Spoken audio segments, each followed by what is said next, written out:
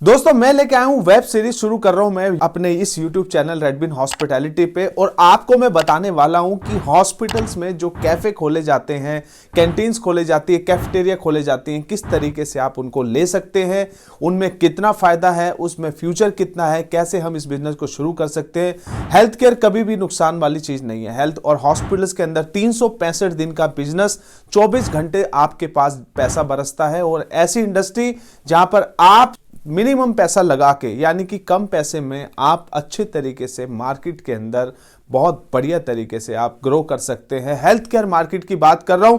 बाहर की जो मार्केट है, जहां पर बहुत बड़ी मार्केट है, जहां पर कंपटीशन ही कंपटीशन है, पर हॉस्पिटल्स के अंदर बिल्कुल भी कंपटीशन नहीं है।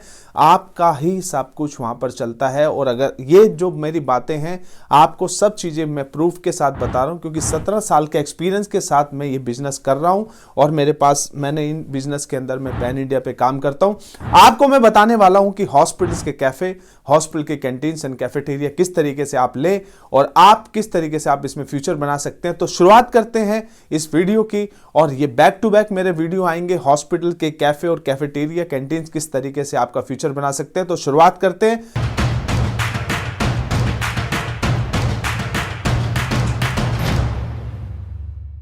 पहला पॉइंट में आता है इन्वेस्टमेंट।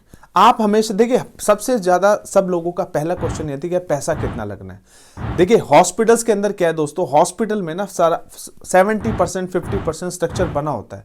कई बार हॉस्पिटल की साइड से टेबल चेयर्स भी होती हैं, हॉस्पिटल की साइड से कुछ इक्विपमेंट भी मिलते हैं। इवन कई जगह तो 100% कैफे मिलता है, सिर्फ आपको अपनी कटलरी क्रॉकरी लाइए, हॉस्पिटल चला लिए।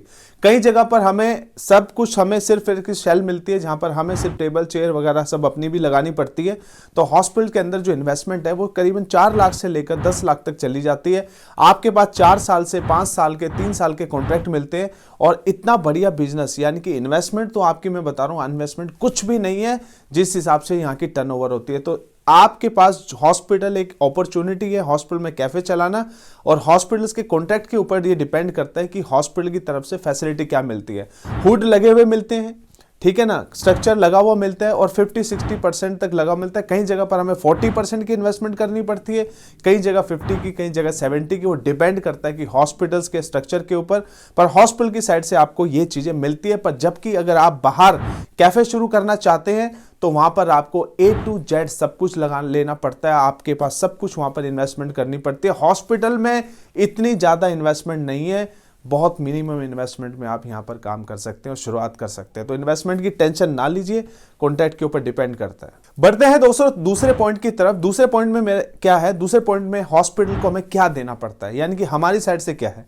देखिए कई जगह पर रेंट देना पड़ता है। अब रेंट के अंदर बहुत सारी चीजें आती हैं। रेंट में क्या होता है कि रेंट कहीं हॉस्पिटल की ये सोच है कि हमारे जो अटेंडेंट है या पेशेंट है या हमारा स्टाफ है, उनको अच्छी सर्विस दी जाए, क्वालिटी दी जाए। और अगर हॉस्पिटल में रेंट ज्यादा बढ़ता है या रेंट हॉस्पिटल ज्यादा चार्ज करेगा तो उनको पता है कि हमारे स्टाफ को, अटेंडेंट को, सबको फिर महंगा रेट हो जाता है।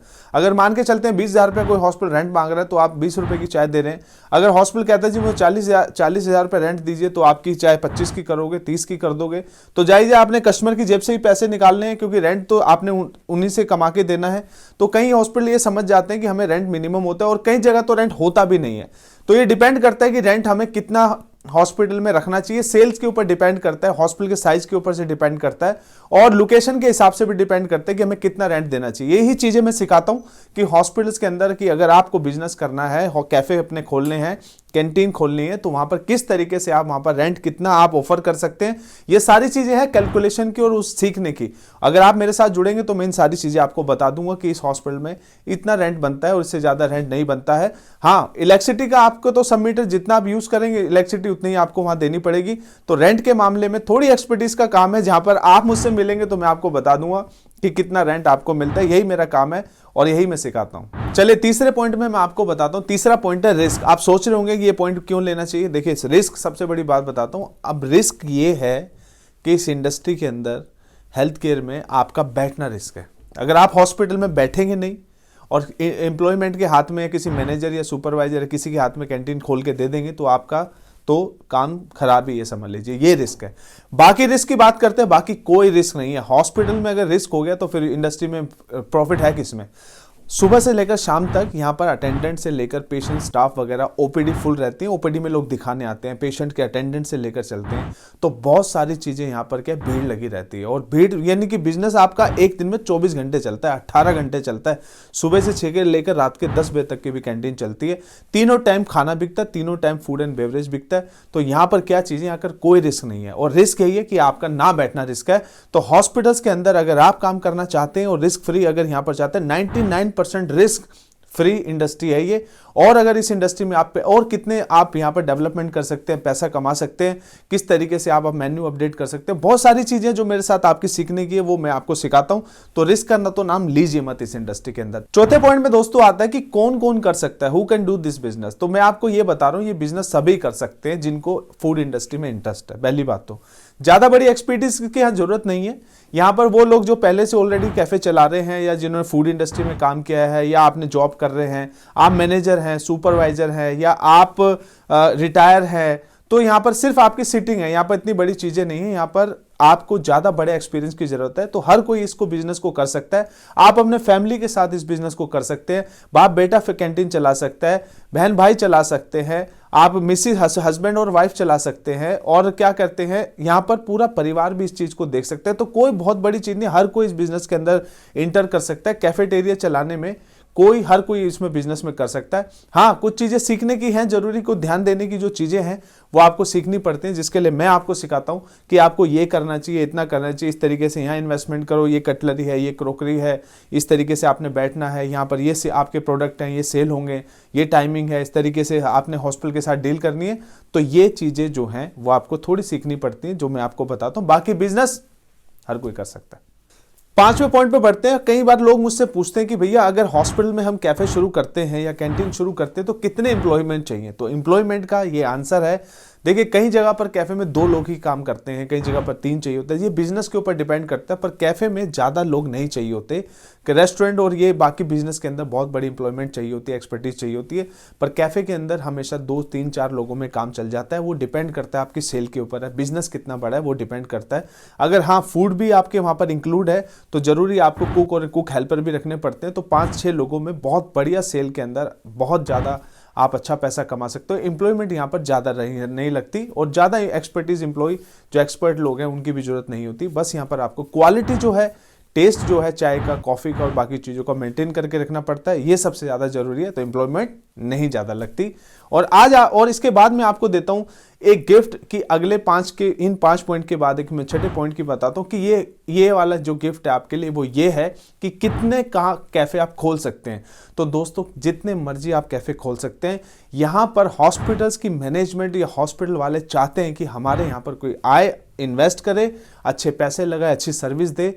हम वो बिजनेस आपके ऐसे पार्टनर जो हॉस्पिटल वाले ढूंढ रहे हैं। तो हॉस्पिटल्स के लिए आपका 6ठा पॉइंट मेरी तरफ से गिफ्ट था। बाकी चीजों के लिए मैं आपको बताऊंगा, और बहुत सारे हजारों पॉइंट हैं हॉस्पिटल्स के इंडस्ट्री में, कैफे कैंटीन्स खोलने के हजारों बेनिफिट पॉइंट हैं। मेरे चैनल पे, रेडविन हॉस्पिटैलिटी चैनल पे बने रहिए। इस चैनल पे आपको मैं बताऊंगा दोस्तों कि किस तरीके से आप इस इंडस्ट्री में बहुत बड़े लेवल पे पहुंच सकते हैं। मुझे पता है कम इन्वेस्टमेंट में बड़ी है, बाहर की दुनिया में बहुत सभी लोग कैफ़े वगैरह इन चीज़ों में डील कर रहे हैं। तो बाहर की दुनिया में मैं नहीं बोलता आपको कि आप पैसा लगाइए, बहुत रिस्क वाली इंडस्ट्री है, एक्सपर्टीज ज़्यादा चाहिए, सपोर्ट ज़्यादा चाहिए। अगर आप पे रिस्क उठा सकते हैं, पैसा आप पे एक्स्ट्रा है, आपके साथ पार्टनर है और आपके पास एक्सपीरियंस है, तो आप जरूर आप ट्राई करिए। बहुत लोगों ने सक्सेस किया है बाहर की दुनिया में भी। पर हॉस्पिटल्स के अंदर आप मजबूत के लिए क्या है कि यहाँ पर फिक्स होता है, लोग आने ही आने, हॉस्पिटल भरे हुए हैं हॉस्पिटल।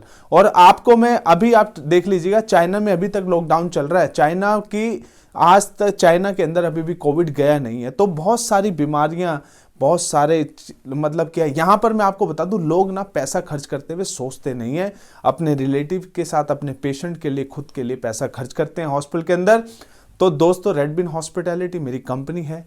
और हाँ, आपको ये भी सोच रहे होंगे कि यार हॉस्पिटल आएंगे किस तरीके से। तो मैं आपको हॉस्पिटल, बहुत सारे लोगों को मैं हॉस्पिटल्स के लीड, हॉस्पिटल के कॉन्टैक्ट्स करवाता हूं। और ये सारी चीज़ें जानने के लिए मेरे इस चैनल के साथ साथ आप मुझे सर्च कर सकते हैं, रेडविन हॉस्पिटैलिटी मेरी कंपनी को, मुझे कॉल कर सकते हैं इस इंडस्ट्री में आगे बढ़ने के लिए। और नेक्स्ट वीडियो में मिलते हैं और मैं आपको ये बताऊंगा कि किस तरीके से और बेनिफिट आप उठा सकते हैं इस इंडस्ट्री में और कैसे शुरू कर सकते हैं। तो अगले वीडियो में मिलते हैं। थैंक यू सो मच इस वीडियो के देखने के लिए। बाय बाय, टेक केयर, ख्याल रखिएगा। अगले वीडियो में मिलते हैं।